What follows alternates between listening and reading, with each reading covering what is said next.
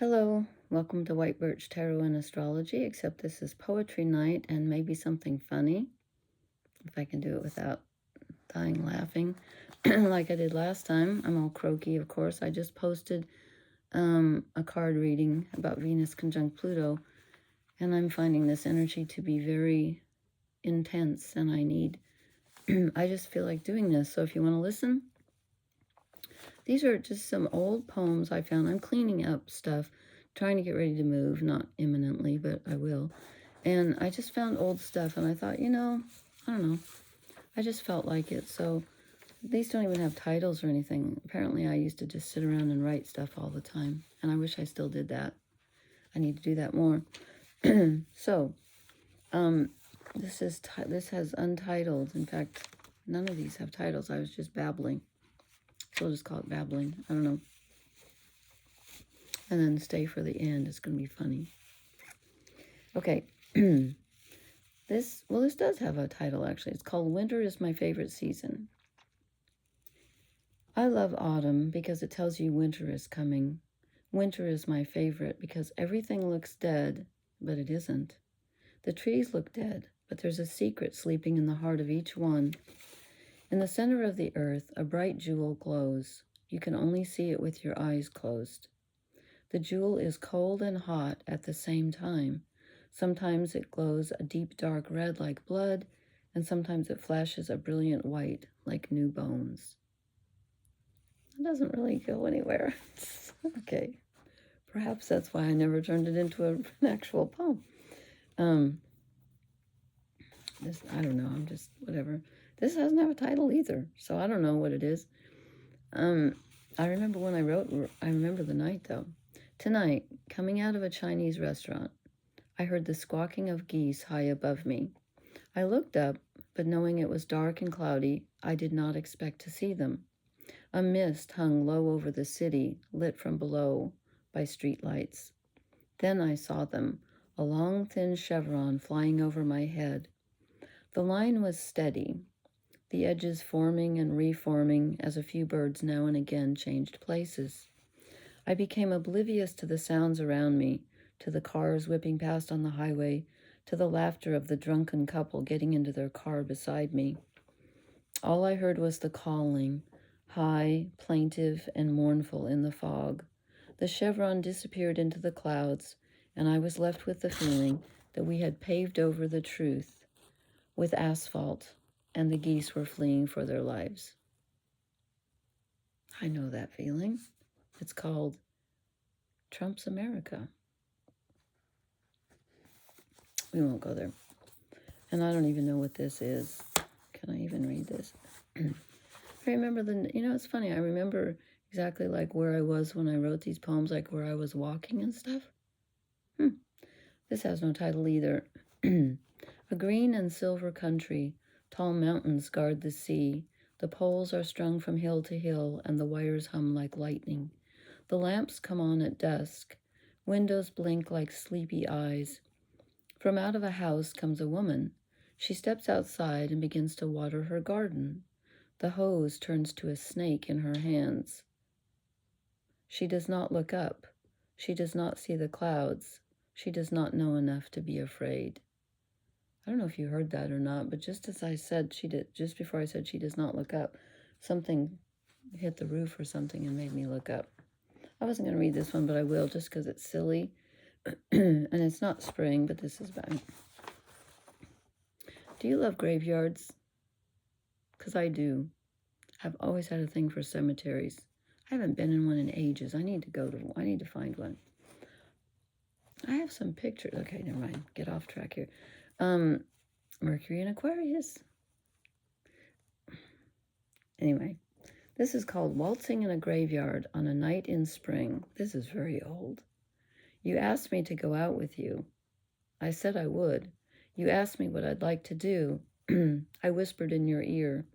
We danced deliriously, tripping over tombstones. That was fun, actually. Okay. This is supposed to be funny. I don't know why I'm so croaky tonight. Something's wrong with me. You never know where to hold these. Okay, I was working at a college. I was teaching, sort of. That sounds funny. I was. But they had a newsletter. What was it even called? No one read it. And I know that because I worked there. It was called Between the Lines. And so, like, here's the title of the articles. They asked me to contribute. So what do you think I did? Do you think I was serious? No. Oh, heavens, no. So here's the kind of article titles. Title 3 in Student Success.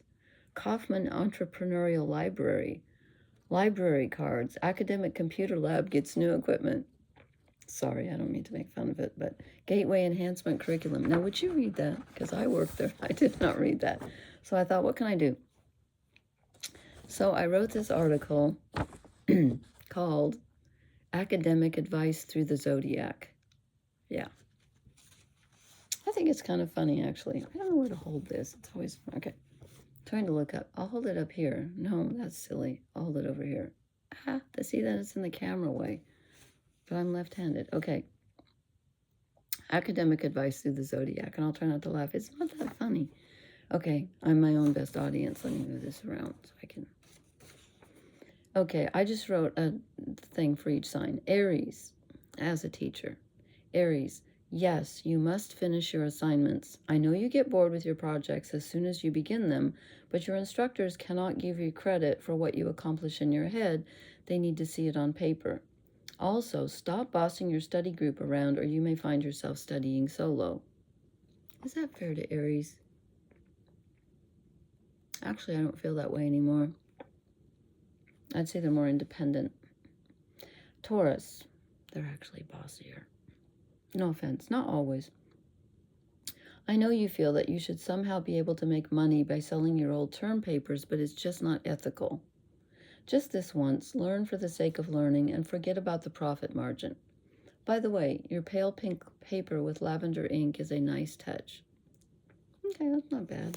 Although I have to say Capricorn also likes to make money. She said as a Capricorn. Gemini, although you are perfectly capable of doing two things at once, trying to set your research paper to music to satisfy both your requirements for English and music appreciation is not a good idea. Remember, you need to sleep once in a while. Cancer, you would be better off using the 3 hours a day you spend worrying about your grades studying instead. You should, however, continue to worry that the earth might explode in a giant ball of fire because this is a distinct possibility. As I have Cancer energy in my chart and I worry all the time. Leo, if you spent more time on your studying than your appearance, your grades would improve. By the way, it's very generous of you to share your papers with others in your class who are having problems, but it's also against the rules. These are not as funny as I thought they were. Okay, they're not funny really, are they? Well, I'll just keep going. Okay, Virgo. I assure you that your instructor will not read your paper and count to make sure that you have the same number of words on each page, but he or she will look for a main idea. Try to have one. Now, see, that's not fair to Virgos. They usually have a main idea, but they do. No, they don't. They get caught up in the details. I can't see the forest for the trees. Okay. Libra. It might be a good idea for you to have someone else choose your major, your classes, and the topics for your research papers if you want to graduate before you reach retirement age. Also, remember to wipe the ketchup off your assignments before you turn them in. Just my opinion, but Libra gets my vote for the messiest sign. And I know it rules beauty and all that, and they have a beautiful air about them, but you pull back the covers or the whatever, and there's a mess. Anyway, no offense. Scorpio. Just because your second grade math teacher gave you an F on a test once, that's no reason to refuse to take another math class as long as you live. Forget it. In addition, it is not necessary to carry your assignments in a locked briefcase so that your classmates won't get into them looking for your secrets. True, I think. Sagittarius. Even though it's the truth, your English teacher will never believe that your paper is late because you accidentally stapled it to your leg and had to go to the emergency room, thereby losing it in the process. Since you're incapable of lying, it would be better not to say anything. Also, you can't refuse to do your homework because it's not fun. Grow up. No, I don't want to grow up. Okay, Capricorn. Perhaps I was biased here. I know you're smarter than your teachers, but they don't like you to remind them. Have a little patience with your classmates who are not as gifted as you, and try to forgive the noisy cretin at the back of the room who keeps disrupting the order. You'll soon be the president of the school anyway, so just bide your time. Perhaps it's a little unfair there. Aquarius. If you're not already in an alternative school, you might want to consider switching to one. Creating a life-size figure of Salvador Dali out of your grandfather's old toupees is not an acceptable substitution for writing a research paper for your art history class. Now that's something I could see Aquarius doing. Pisces. Neither your teachers nor your classmates are out to get you. Stop looking for listening devices under your desk and start reading your textbook. You should be successful if you're majoring in art or music. However, if you think you want to study accounting or engineering, you'll need divine help. Knowing you, though, you'll probably get it. So what do you think? Was I fair or unfair? I don't know. Thank you for listening and putting up with me. These times are very intense, so I hope everybody's doing okay.